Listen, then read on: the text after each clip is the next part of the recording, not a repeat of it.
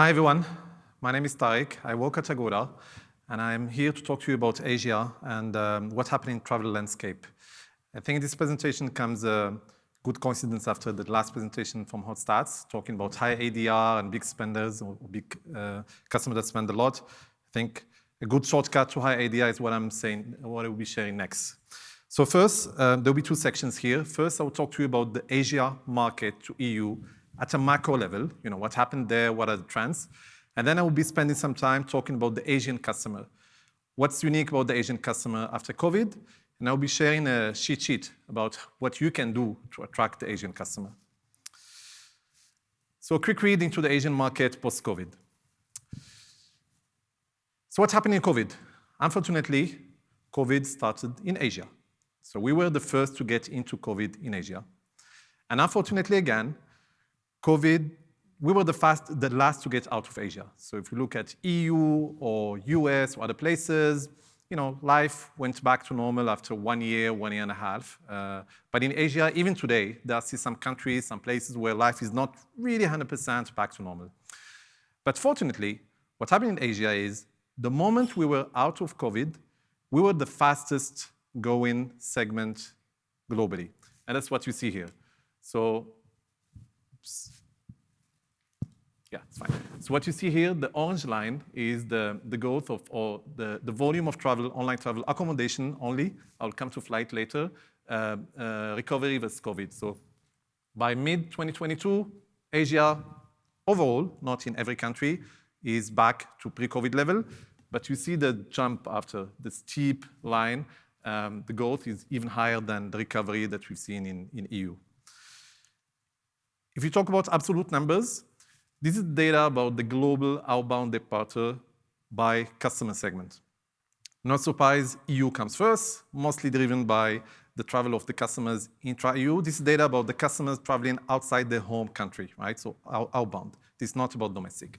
And then right after that, you have Asia Pacific. So in terms of volume, Asia Pacific customers are the second number or second highest volume in terms of outbound, in terms of customers traveling outside their home country, either within Asia or to Europe or US.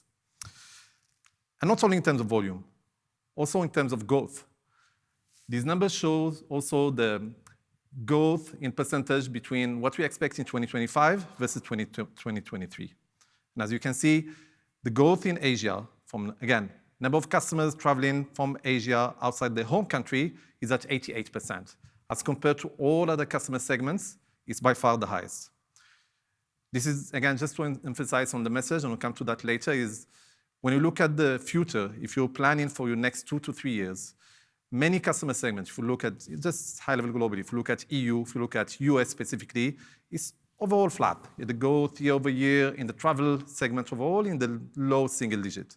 There's only one customer segment that's left there, which is Asia, because the recovery versus COVID, as we've seen before, is not yet 100%. So that's really the highest driver of growth that you can have in the travel industry over the next 2 to 3 years. We talked about accommodation. Flight, same story. The bad news in flight in Asia is it hasn't recovered yet. What you can see here, this data from IATA, overall about the revenue passenger kilometer on flight. And you can see that Asia to Europe, for example, as of Jan this year, we're still at 85% of COVID levels. There are still many routes from Asia to Europe that hasn't opened. Still, number of flights is not the same as what we used to have before COVID. So that's bad news, but at the same time, it's good news, because the way we look at it is these flights will open. It's just a matter of time. These routes will come. So again, talking about the growth opportunities, what can be double-digit growth in your numbers, that's Asia to Europe. From a macro level, that's what the data is telling us. Now, we talked about macro level, let's talk about the customer. What's the Asian customer look like? The Asian customer coming to Europe, and what has changed really since COVID from a behavior perspective? So this is a high-level description of the Asian customer coming to Europe. I'll not go through all data points. I'll just focus on 3 main ones. First one is on the top left. 52% of the searches are coming from couples. And then right below, 89% of the searches of Asian customers searching to come to Europe are done without children traveling. What does this say? It says that, of course, family segment is important, but it's not that important for the Asian customer, the Korean customer, Japanese customer coming to Europe. They usually travel without their kids. When we look at our own data at Agoda, we see that, yeah, when they travel domestically in their own country, we have a much higher share of family travel. When they travel within 2 to 3 hours of flight, higher share. But when they go far, when they go to Europe or US, they usually don't take their kids with them. So that's one clear indication. If you have that one additional euro to spend, you better spend it on couples than on family travels. The other data point that's very important is the one on the right. 79% of the bookings are made on mobile platform, mobile devices. I'll come to that point later, but the message here is the Asian customer is first a mobile customer. They think, they breathe, they do everything on mobile. And if you want, again, attract these customers, I think the best thing to do is also to adjust all your distribution channel to the mobile experience. Not just with OTAs, also on your direct platform. Having the look and feel on mobile, it might seem that's obvious, but that's something that brings a lot of conversion impact for the Asian customers because that drives their behavior, that drives their purchase intent. Now, if you look at what has changed, so many things have stayed the same. Post-COVID, it was just a few years for the customer to go back to the old habits. But there are a few things that didn't go back to the old habits, and that's what I will be spending time on. Flexibility, payment options, localization, and convenience. First, flexibility. What you see here, this is data from Agoda. This is the share of refundable bookings from Asian customers traveling either domestically or international. I'll start with the right side on domestic. So you see what happened in 2020. The share of refundable booking went up. Obviously, it's COVID. Customers in Asia or anywhere in the world, they didn't know whether in 1 week or 2 weeks they would be stuck at home or they can travel. So most of their bookings were done with refundable options. Now, what many expected at that time was like, okay, yeah, it's just a matter of 1 year or 2, then COVID will go away, and then, okay, that share of refundable booking will go down. It didn't happen. You could see that on domestic, the share of refundable booking from Asian customers is still high. Same on international. The jump is not as big as in domestic, but you could easily see that between 2019 and 2023, the share of refundable booking among Asian customers is still high. That tells us that from a behavior perspective, COVID has educated these Asian customers to really look for the option. Maybe they book it, maybe they don't book it, but they need to see that option when they search, especially when they travel abroad. So that's the first thing that has really changed since COVID is the flexibility part. Second, payment options. Asia, as compared to anywhere in the world, is a very fragmented payment landscape. And this is just an example. There are at least 50 different payment options in all the countries of Asia. And here the message is not to say that you need to have all these payment options. The message is to say that the customers, what you've seen post-COVID, is that the customers, they want to stick to the payment option that they use in their home country. This is how it looks like. Before, the two main payment options that we had for Asian customers, any customer, was cash payments at the hotel or payment with a card, debit or credit card at the hotel. Now, the BAU today is, okay, customer is sitting at their home, they're booking using the card or using alternative payment option at their home. Now, what the Asian customer is looking for more and more, they're looking, and that's, when I say they're looking, that's part of the decision making they have at the end to click on the button book. They want to go to your premise and have the line pay, the Alipay, the payment option that they use to buy their grocery at home. They want to find it in the hotel perspective. That makes a change. That can make them change their mind to book hotel A or hotel B. So that's more presence in the intent purchase, and that's where here the message is not to say, let's have all these payment options. The message is to say, if you are interested in 1 or 2 specific origin, if what you want to attract as part of your plans is Japanese or Koreans, you better focus on the first or 2, the 1 or 2 best payment option used, and then have your premise, there are many partners that can help you on that, have at your premise the alternative payment option available for these customers. The third thing that really has changed a lot since COVID for the Asian customers is the need of localization. So payment option is one example of localization, but other example of localization is looking at when these customers are planning to come to Europe. The analogy here is something like Black Friday.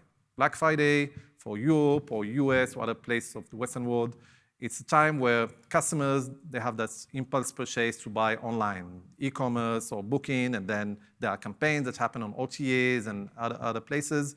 But Black Friday doesn't mean much for the Asian customer because the Asian customer has many Black Fridays. Here you have only a few examples, like Summer Festival for Japan, Korea, Songkran for Thailand, Dragon Boat for Japan, Korea, and China. So many examples here where these customers, this is when they come to Europe, because Europe for them is a long trip. They don't come to Europe for 2 or 3 days. They wait for these Black Friday equivalent, and that's where they start searching for their trip to Europe. So as a need of localization, again, if you focus on 1, 2, or 3 key origins from Asia, think about localization, localizing your offering. Think about being more aggressive, close to these festivals than in the rest of the year. And then the last part that becomes very important for the Asian customer is convenience. We talked about flexibility, but then back to the mobile piece. Just want to spend more time on it. Before I mentioned the number is a bit small, but the number you have here is 79% of the bookings that are done by Asian customers are on mobile platforms. This number would become 88% by 2026, right? Basically what it means is an Asian customer is a mobile customer. I can tell you at Agoda, we almost stopped spending any effort, any time on desktop. Our desktop now looks more and more like mobile. We shift everything to mobile look. We spend a lot of effort, of course, on mobile app, but we understand that the customers, the Asian customer, he or she wants the same mobile experience that they have, again, in their grocery purchase, in their day-to-day habit. They wanted to have it when they book for hotel accommodation. Just one data point, the one on the left. When you look at our data point, last year, just on mobile app, this is not mobile devices, just a mobile app, we made 53% of our bookings there, mostly from Asian customers. And that's 5 percentage points. So the year before it was 48%. And we expect this number to get close to 70% over the coming years. So just to give you a perspective about how mobile is very important for the Asian customers, how you can also personalize or differentiate your offering, either by pricing, by exclusive offer, by benefits, on mobile specifically, if you want to attract more Asian customers.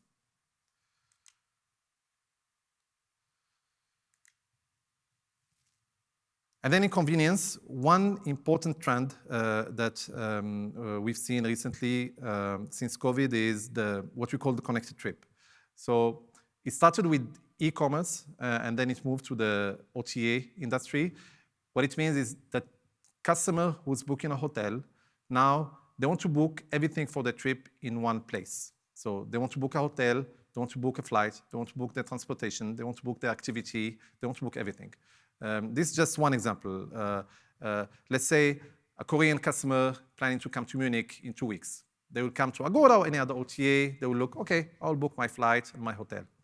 Then what we will do, and what others will do even same as us, better than us, is now we know they're coming in 2 weeks, then next week probably we send them a notification, say, hey, you're coming to Munich, Koreans coming to Munich, they like to go to these 3 places. Why don't you try it? Or maybe we see that in 2 weeks, it will be raining. And then we send the customer a notification, say, hey, you know what? It will be raining. Why don't you think about booking these indoor places? Because then you can have fun, but they are indoors, so you don't have to care about the rain.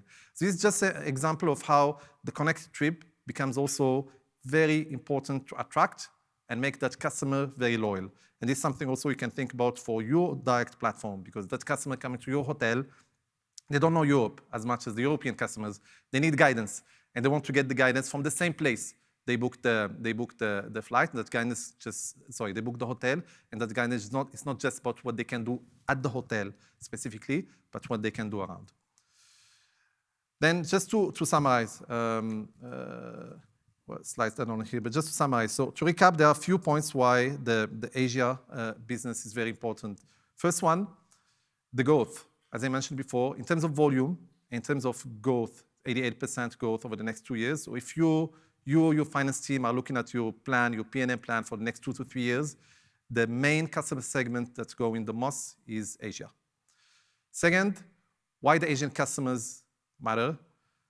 Reasons that many of you probably know. They book earlier when they come to Europe. Usually they book 30 to 45 days earlier. They stay longer.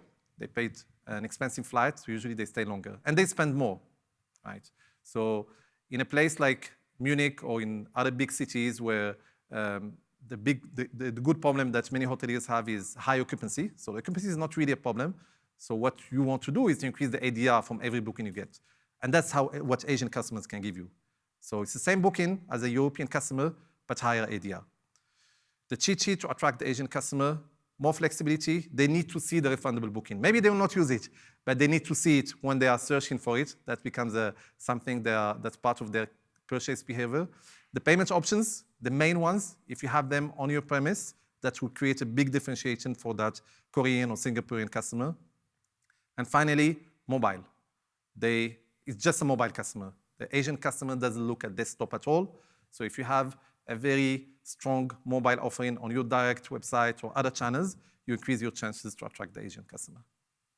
Thank you very much.